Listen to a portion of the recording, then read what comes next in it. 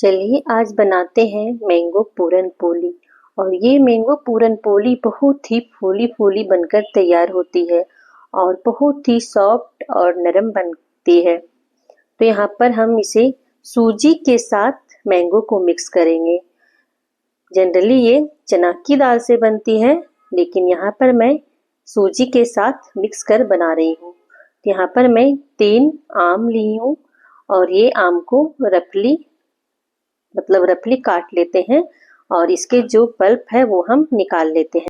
और सारे पल्प हम इसी तरह निकाल लेंगे और मिक्सर की जार में डाल देंगे और फाइनली पीसेंगे। इसको पूरा फाइन पीसकर तैयार करना है, इसमें कोई लम्स ना रहे उस तरह से। अब हम लेंगे यहाँ पर मैदा। तो यहाँ पर हम हाफ कप मैदा और 1 कप आटा लिए हैं। चाहे तो आप सिर्फ मैदे से भी बना सकते हैं। और थोड़ी सी नमक और थोड़ी सी हल्दी, नमक स्वादानुसार लेंगे। और 1 टीस्पून के करीब हम घी भी लिए हैं और घी से इसका टेस्ट अच्छा आता है। जनरली पूरन पोली मतलब घी से ही बनाई जाती है। तो यहाँ पर इसका जो डो है एकदम नरम लगाना है और ना ही हार्ड लगाएंगे और एकदम ना ही सॉफ्ट लगाएंगे।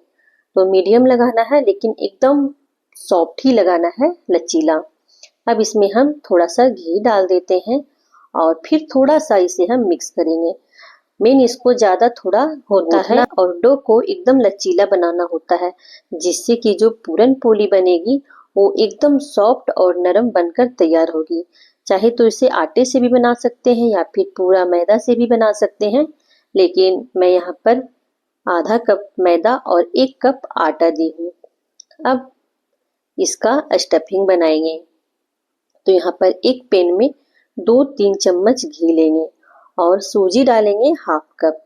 तो यहाँ पर मैं सूजी से इसको बना रही हूँ, जैसे सूजी में ही मैं आम को मिक्स करूँगी।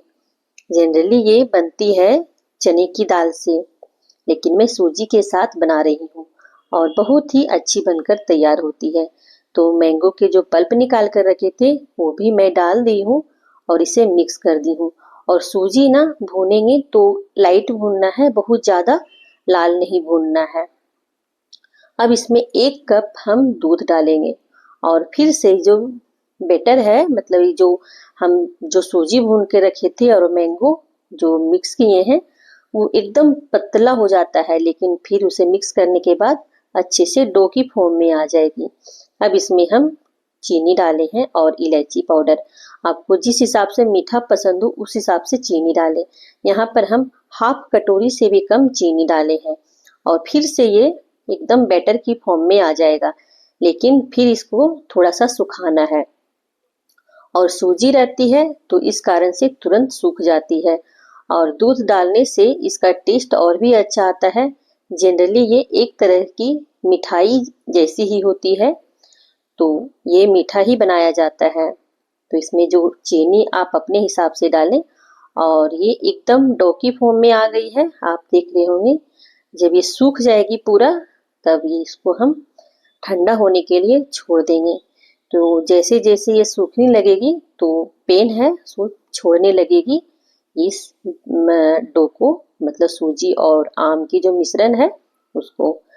तो ये आप देख रहे होंगे ठंडी हो गई है और ये डो की फॉर्म में आ गई है। जैसे आटा था वैसे ये सूजी और मैंगो की मिश्रण तैयार हो गई है। अब एक बार हम फिर से डो को मिक्स कर लिए और जितना बड़ा आप रोटी बना रहे हो उससे थोड़ी सी बड़ी लोई लेंगे और सेंटर पे थोड़ा सा घी लगाएंगे और एक कटोरी का शेप देंगे। और जितनी बड़ी हम आटा का लोई लिए हैं उतनी बड़ी हम ये मिश्रण लिए हैं। अब इसको हम स्टफ कर दे रहे हैं और इस कटोरी को मैं बंद कर दे रही हूँ और इसी तरह से बंद कर दें। और ये पूरन पोली बहुत ही फूली फूली बनती है, पूरन पोली जैसी ही होती है लेकिन बहुत ही स्वादिष्ट बनती है। अब इसको हल्के हाथों से इस तरह प्रेस कर दबा दे थोड़ा और सूखा आटा थोड़ा लगा ले, इससे बेलने में आसानी होगी। हम यहाँ पर इतना ही मैं सूखा आटा लगाई हूँ और इतना में पूरा एकदम पतला ये पूरन पोली को बेलकर तैयार करूंगी।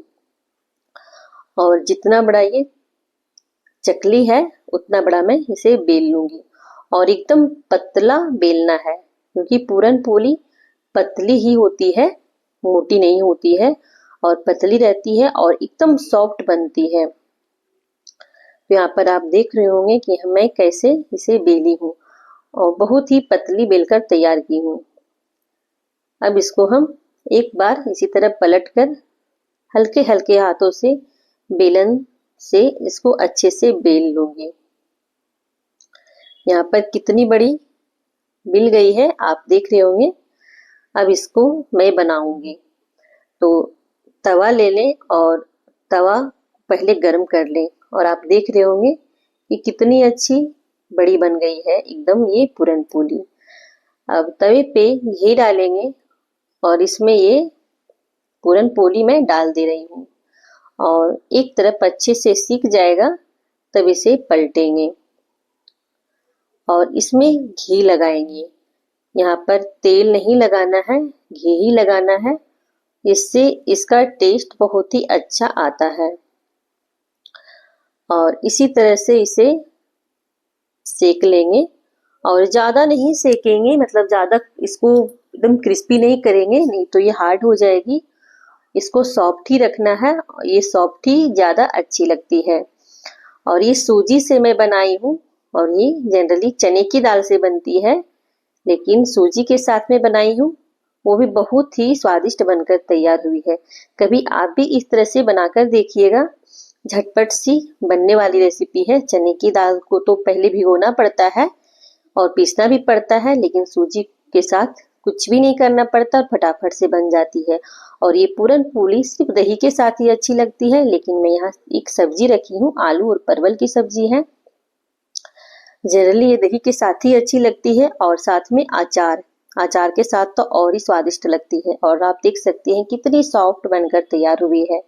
तो कभी आप भी ट्राई करें